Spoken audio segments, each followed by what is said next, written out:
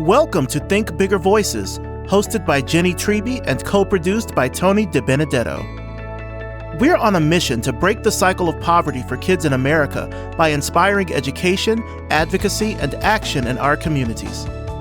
We'll tackle big subjects, talk to the experts, and promote the solutions making an impact.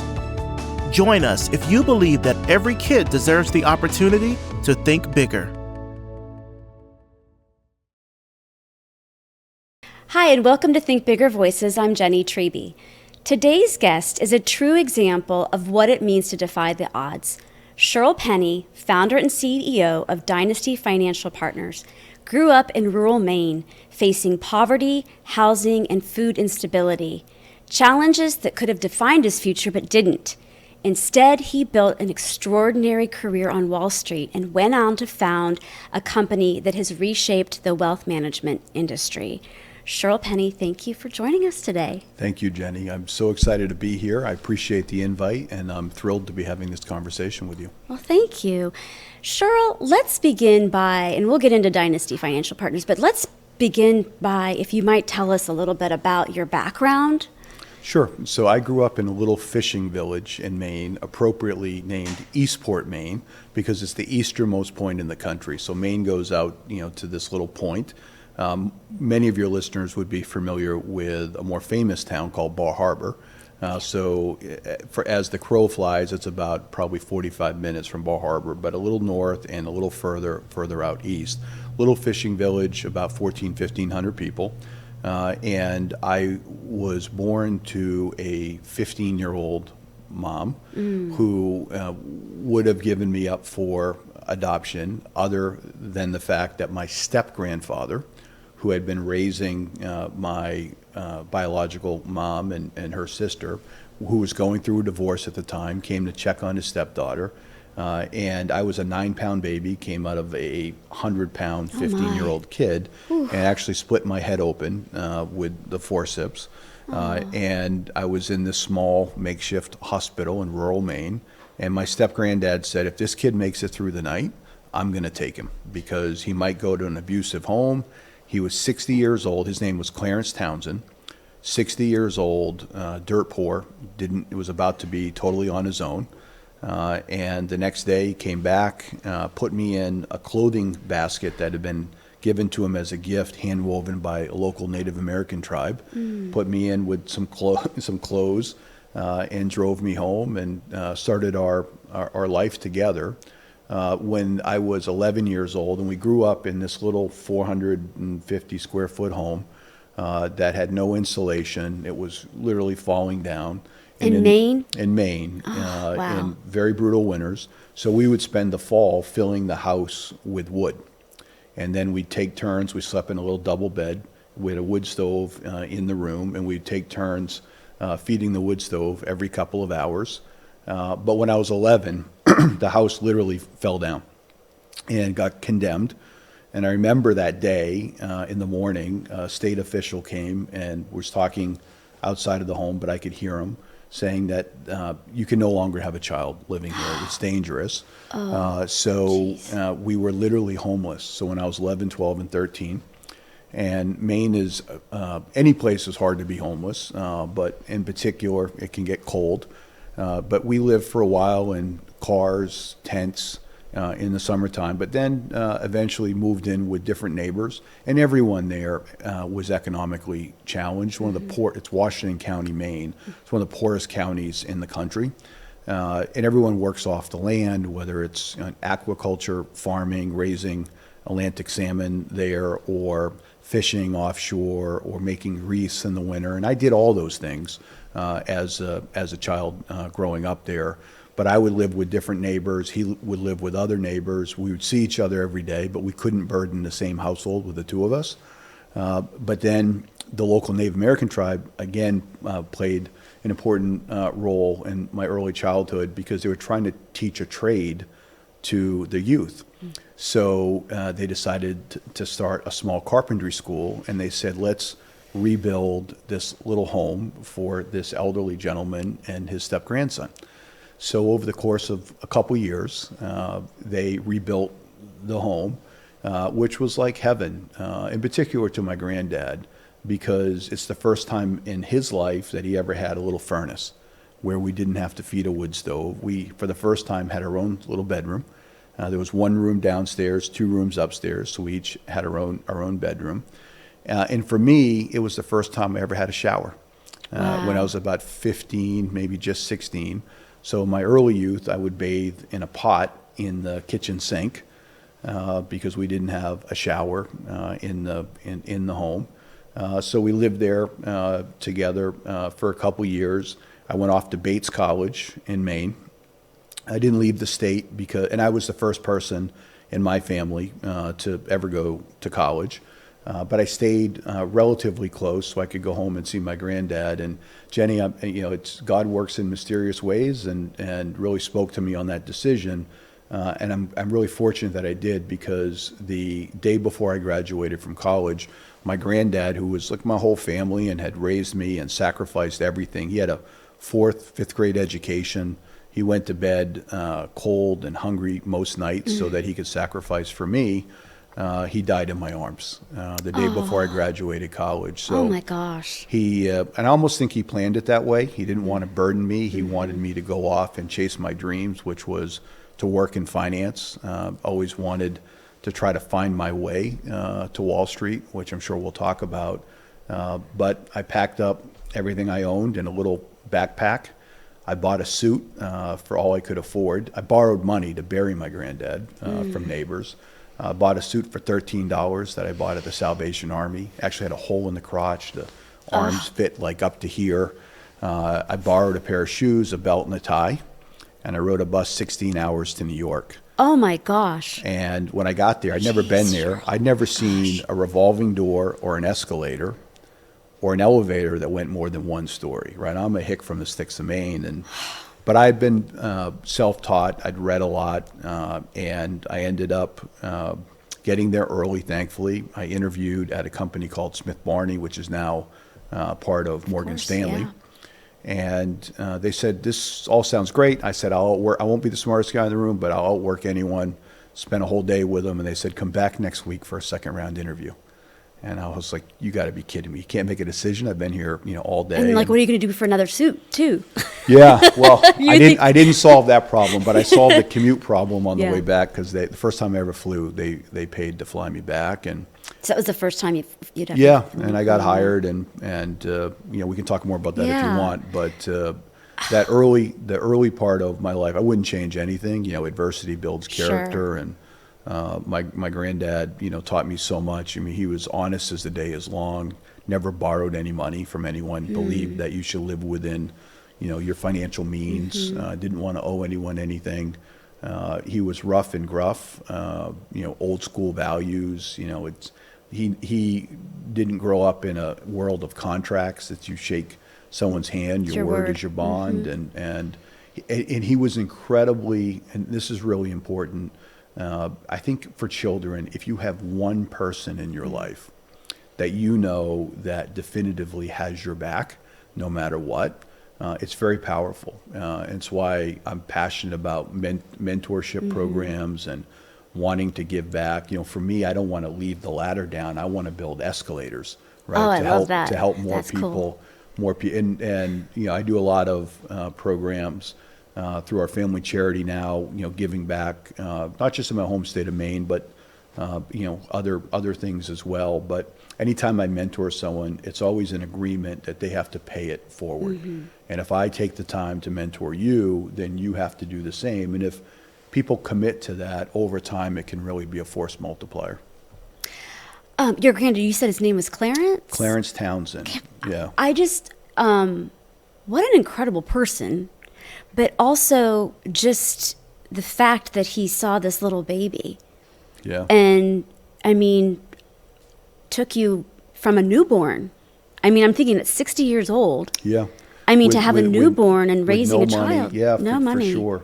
I think in a lot of ways, and obviously I'm 49, so I'm a little older now, and have had a chance to reflect on it. I think it was magical in how we came into each other's life at the right time for both of us. Right? He's going through a divorce. He'd had a really challenging life. He was handicapped. He had facial disfigurement. He'd worked manual jobs his whole life. And he was, like I said, rough and tough, hardened man from Eastern Maine. But we told each other we loved each other every night. And, I played baseball and basketball and soccer, and I ran cross country. I played competitive chess. I was super competitive. Anything I could compete, I wanted to do, and it built, I'm sure, self-esteem and certainly chess and sports helps with team building and critical thinking and things like that. My grandfather, he grew up the oldest boy in a family of 8, so he didn't play any sports. He was working. He was very proud of the fact that his siblings, most of whom graduated from high school, because he had helped, pay bills and whatnot. He was always present, even though he didn't know the rules, right? And he didn't go past the 4th or 5th grade, but he would always be there at every parent-teacher conference. And I was blessed that academics came pretty easy. I was going to ask you, did he recognize? He must have recognized early on that you were bright and that you had tremendous potential. Yeah, I think so, because a lot of people would tell him that. The teachers would tell him. And then, I got straight A's and while also working jobs. And but that wasn't, he was proud of me and he would hang stuff up. But he was more proud of me for being present and proximate in dealing with issues. He was, I realize now, teaching me even back then to prepare me to live a life without him, because, I honestly think he didn't plan to be around very long after I graduated, because he was really afraid that I would live a life similar to his. And he would say, I want you, he knew, he'd say, education is the way out. I got, and maybe the only one in the history of my school system, perfect attendance from K through 12. Are you kidding? Perfect, and I mean, sick, chicken pox, it didn't matter. You went. Get your butt up. Yep. And some mornings, I had, I don't eat fish as much anymore because I ate at breakfast, lunch, and dinner. I have to get up and go dig clams for breakfast. I mean, oh wow, pick sure. berries, whatever you have to do. We had no money, right? So he would make me go to school, even when my early memories, standing in a snowbank in front of the school 20 minutes before the darn door opened to make sure that I was there and proximate and ready to go. Literally every single, if the school was open. Now, the other thing is, it was probably in my youth, the best meal I got. At right? school? Yeah, because we, I obviously qualified for the free lunch mm-hmm. program. Early on in my life, it's where I got milk, because I'd stand in line behind, a truck in the middle of the winter waiting for a block of government cheese mm-hmm. or powdered milk, and I'm sure some of the listeners can relate to that. Mm-hmm. So food insecurity is a real thing. It's why my wife and I are so passionate about it now. We donate oftentimes anonymously, because you can't do everything, but we do a fair amount to food banks, which are such like unsung heroes in so many communities, where there's so many people, and oftentimes people you don't realize that are having to take advantage of it. So it's like I said, I wouldn't change anything about my youth. It definitely reminded me at an early age that it takes a community to raise a child. I would go down to the local pizzeria and help clean up at the end of the day, and they would give me the leftovers. There was another, little local coffee shop, same thing. I would go in and play chess with the owner, and I didn't realize that at the time, it was he would say, I need someone who's really good at chess to play with, but in hindsight, I look back, he was always feeding me while we were playing. Right. And other neighbors who just were incredible, and to my grandfather and to me, and it's why my hometown of Eastport, Maine, we still have a home there. It means a lot to me. We go up every 4th of July and try to spend some time up there, and it really is, it's home. And our daughters our older daughter, she's 19. Her name is Townsend. Oh, nice. Right? Yep. After Clarence Townsend. And our younger daughter, her name is Ann Claire. The Claire is from Clarence. And Ann is from my mother-in-law, who unfortunately we lost to ALS, which is another focus of our charitable giving as well. Wow. I just have this visual of you as a little boy, but the community must have been so excited when you got into college. Like, how did you even apply to college? Who helped you? Like, who helped you get there? I mean, and I'm sure, again, a lot of your listeners can relate to this, and you find a way to try to build self-confidence. And, I think with children in particular, but children in particular, what you see is what you'll be. And, I was fortunate enough that at a young age, I realized that, you're a function of the room that you're in. And you want to get yourself in the right rooms because it will help you grow. Not everyone in the community was supportive, right? There's jealousy that happens in every community. There's a lot of negativity. I mean, there's people, who would call, again, everyone's poor, but I was the poorest, right? And people would, say horrible things because I, had no parents and I was homeless and I had, the worst clothes, and I got my clothes at yard sales, right? And we would haggle from 25 cents for the pair of pants to try to get two for 25 cents, right? So not everyone, unfortunately, for whatever reason, whatever they're dealing with, was always the most kind. But to me, and maybe again, the way God made me is I have I don't have the greatest memory, so I forget all that stuff. So, Shirl, let's talk about your early career. So you show up, you're in the suit, they fly you back for the second interview, first time on a plane, and you get the job. So what is it like on Wall Street? Well, the first thing I had to do was figure out where I'm going to live. It's because, again, I didn't really know anyone. So first time I ever had a roommate, because I couldn't afford to get my own place. And so navigating my way around the city, never been on a subway, those types of things. But I started at Smith Barney, inside their asset management division. And what I realized early on is the incredible benefit of having a great mentor. And I say to kids all the time now, in your first couple of years in your job, it's not about what you earn, it's about what you learn. And even if you have an opportunity to take a job maybe that is a few $1,000s less pay, but you're going to be put in an environment where you're supported, you're mentored, they care about your development, I would take that job every time over the one that may pay a little bit more, but your longer term trajectory is going to be less. So I had a great mentor early on, a gentleman named Joe Mara, who believed in me and was comfortable making me uncomfortable.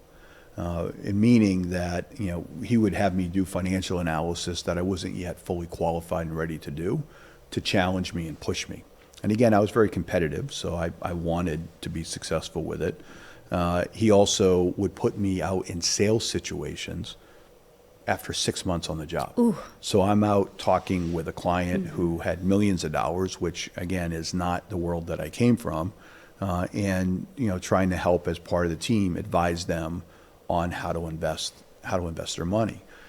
So just sometimes by being thrown into the deep end of the pool, and look, with knowing that there's a life jacket that's going to be there if I need it.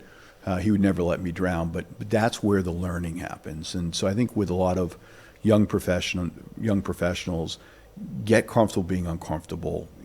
Push yourself forward. Be willing to take risk. It's okay to fail. I talk a lot about risking fingers and toes. Never risk your arm, leg, or your head, but take some risk, right? Because that's where the growth happens. And I had another mentor, a gentleman named Jerry Eberhardt, who gave me great advice early in my career. He said, "Shirl, you're have a lot of talent, upward mobility in the firm, but you're in New York and there's a bunch of young, talented people.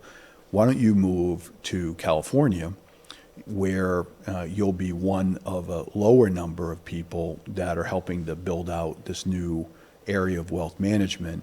And people on the West Coast like to do business with people on the West Coast.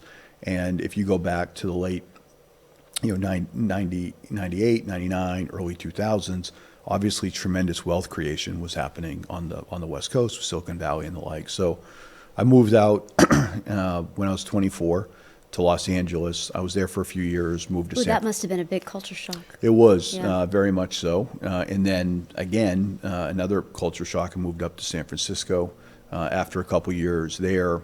But the mentor, Jerry Ebhart, who's now on the board of my company, Dynasty, that advice was really good because it allowed me to get out in the field and to work more closely with the advisors and their clients.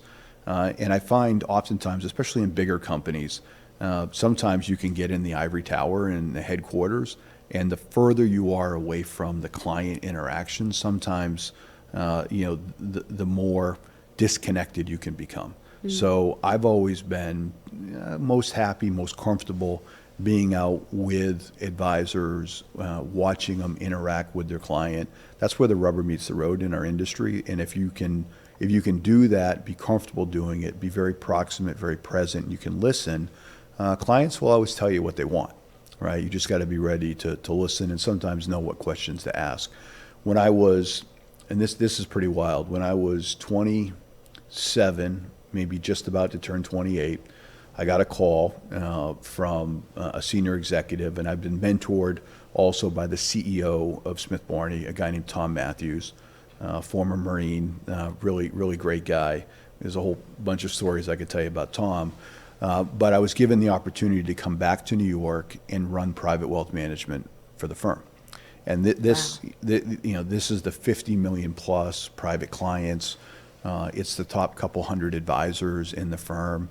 And again, we were talking, a little bit off camera about what a country, right, that we live in. I say oftentimes what a country, what an industry, that someone who just worked really hard at 28 years old could run one of the largest private wealth management businesses in the industry. And I remember, a tech entrepreneur who was a billionaire at the time, we took him public, and sitting over lunch and talking about what he's going to do with his billions, not millions, billions. And it was a really profound moment for me because, thinking back not too long ago, where my life was, Yeah. and now, this person really does want my guidance and advice on what to do. But at that moment, it also hit me what was wrong with the model built on Wall Street. The ultra wealthy in this country get their advice through family offices. And I've coined this phrase, the triangulation of advice, meaning they have an advisor who only works for them, sits on the same side of the table with them. Separately, they can custody assets, whether they want to go to Schwab or Fidelity or Goldman or Bank of New York Mellon. They can custody assets wherever they think is safe record keeping.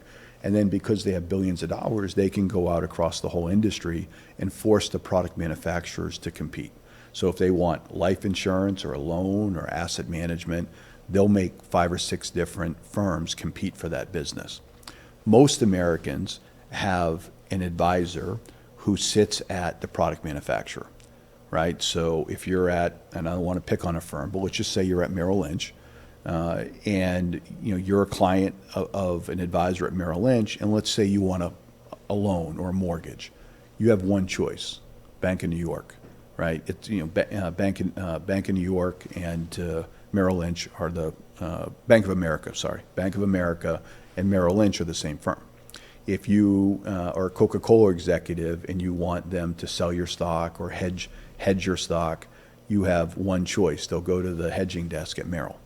They can't shop the street because they're an employee of the manufacturer. And that's the way most retail clients have to get served, is in a siloed model, whereas the ultra wealthy have the triangulation of advice. And that just rubbed you the wrong way. It did. Yeah. It did. And I at that moment, and I actually have a napkin that I drew it on the triangle, or Nice. triangular advice. I have it framed in my office. It hit me, and I said, what if I could start a business that could democratize the triangulation of advice so that more Americans, if you're a retired school teacher, married to, a retired police officer, and you've worked your whole life, and, you're in my home state of Maine, you're in Portland, Maine, why can't you have an independent advisor who truly sits on your side of the table and delivers that triangulated model? What if I could build a business that puts 150 billion and growing fast scale behind that advisor with a Wall Street insider's knowledge and perspective that can help deliver that type of model? Wouldn't that be better for more Americans? And that's what I set off to build in April of '08. Going into the financial crisis later that year. Risky. It was, but I'd done more risky things in my life, right? So it's where there's that crossover of my life's journey. Look, no one knew what was going to happen later that year with the market free fall and everything else, but it was a good time not to be on Wall Street. Yeah. Because it was just nonstop, firms closing, people being laid off, et cetera.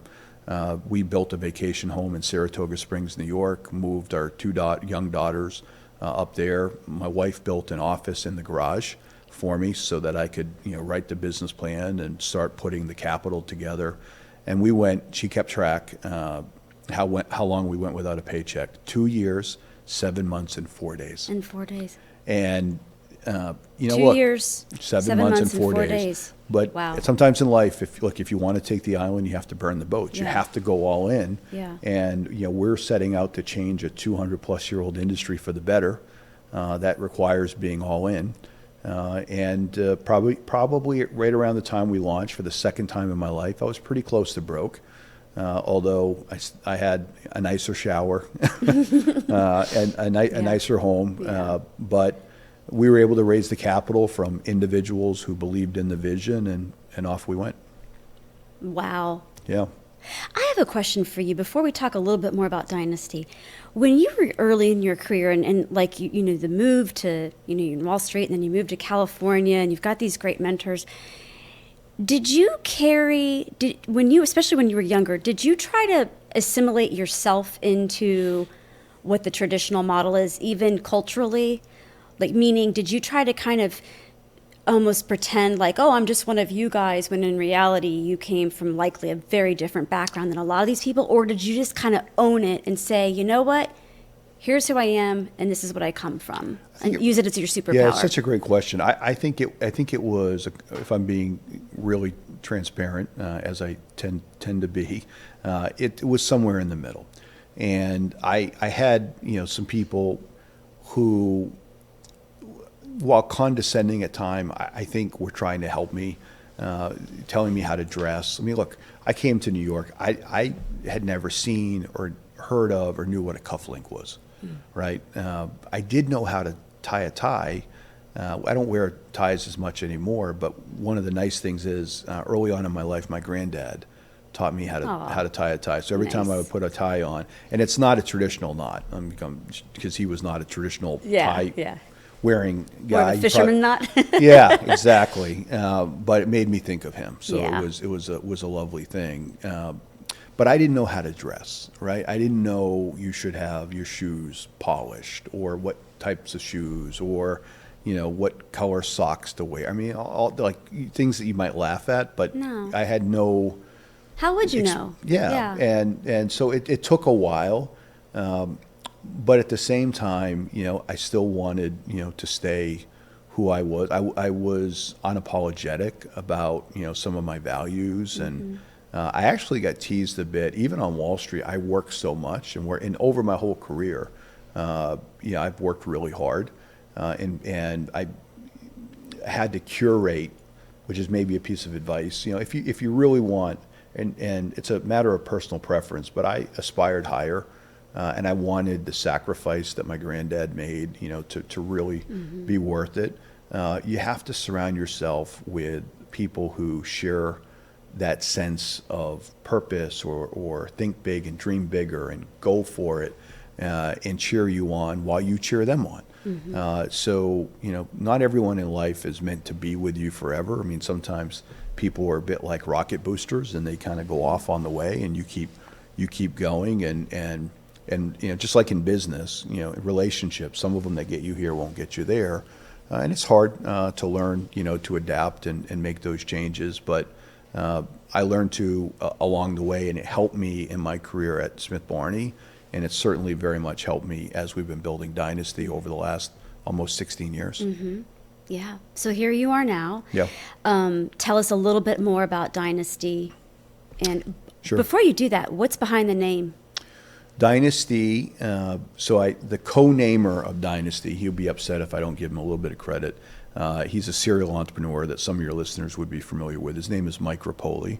Mike founded some little brands like Body Armor, Vitamin Water before that. He worked on Kind Bar, Pirate's Booty. He now, along with Tom Brady, owns No Bull. But Mike and I, sitting on our porch in Saratoga, we owned some racehorses together, and I don't know, 17, 18 years ago, came up with the name Dynasty, which to us meant sustained excellence, winning consistently over time. It's really hard to win once. It's even harder to keep winning. So to build a dynasty is the aspiration, is to have that sustained excellence. It means, from an entrepreneurial standpoint, built to last, not built to flip.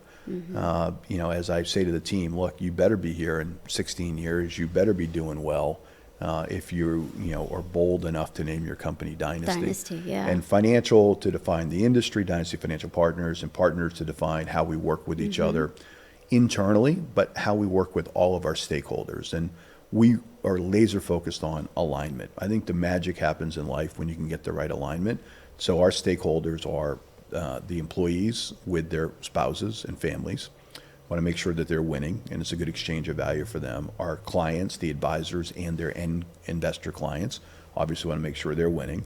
Our resource partners, the firms like asset managers and custodians and others that support us, we don't call them vendors, they're resource partners.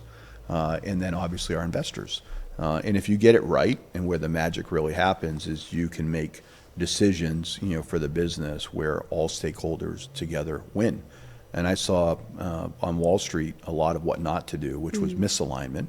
When you did what was best for the shareholder, it may not have always been what's best for the employees, the advisors, or the clients.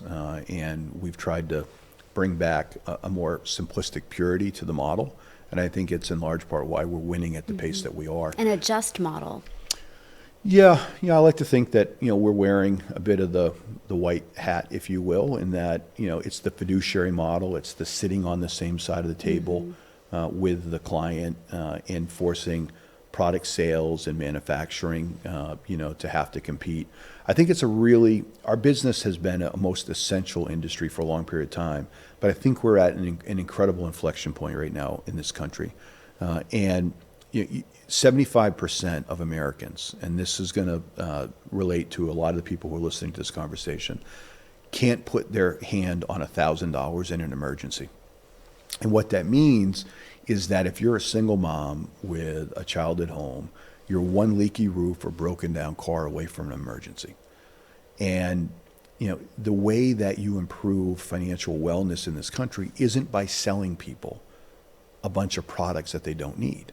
It's through financial literacy, financial empowerment, high quality advice, separate from where products are manufactured and sold. And you could expand it beyond the American household. You could talk about pensions and endowments and the underfunded pensions that are going to impact retired firemen and police officers and teachers all across the country. Lord knows, many states and our federal government can't balance a budget, right? So the financial wellness and wealth inequality, right, is getting more and more, spread, because if you have it, you can invest it, and you're doing well as a result of that. And if you don't, you're falling further behind. So it is something that's very deeply personal, that I'm passionate about, to improve financial wellness for more people across the country.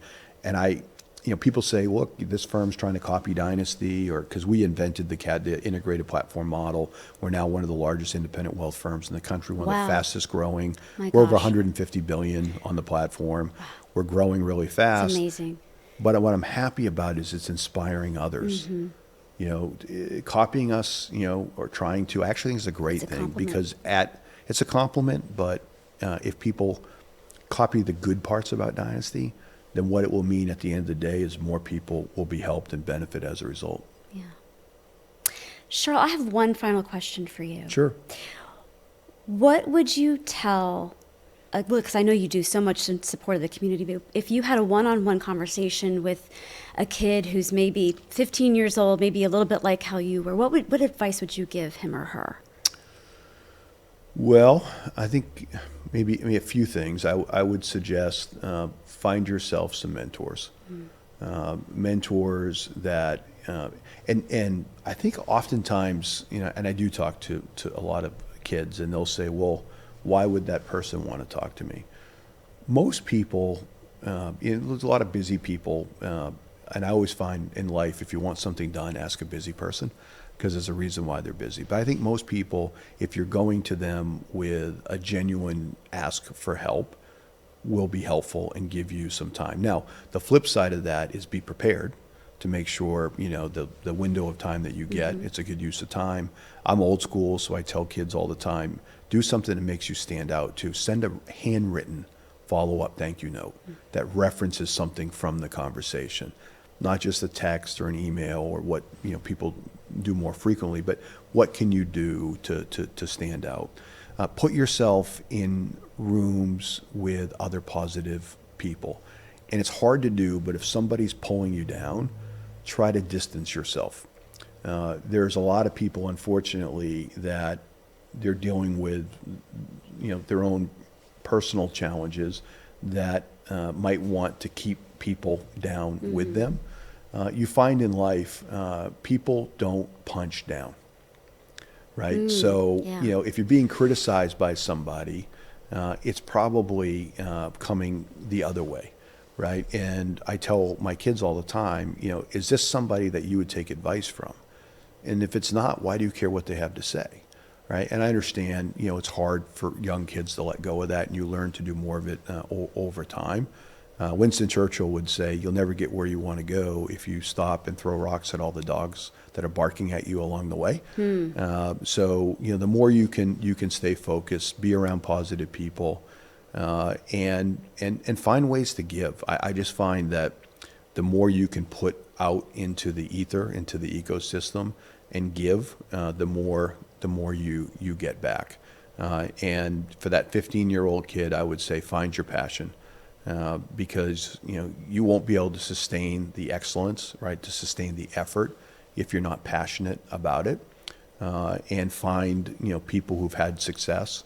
Whether you have to read about them, you have to reach out to them virtually, or you can go and interact with them. The role model piece is so important. And when you get your opportunity, go all in. And I usually find if you can do those things, good things will happen. That's great advice for any age. Yeah. Well, Shirl, thank you so much for joining us. I know that you're an incredibly busy man. We're grateful for your time, and your story is inspiring, and wishing you all the best of continued success for Dynasty, and thank you for joining us. Yeah, and I'm so excited we're able to sit down and have this conversation in beautiful St. Pete, which has been my home, as we talked about, for the last 6+ years. And I would give a plug for St. Pete. If you haven't been here in a while, come back and see us, because great things are happening here. But thank you. Indeed. I'm really inspired by what you and Tony are doing, and I'm honored that you would have me on. So thank you. Thank you very much. Thank you so much for joining us on this episode. We'll see you next time. Thanks for spending your time with Think Bigger Voices. Visit thinkbigforkids.org/podcast to see more episodes, follow our journey, and stay connected.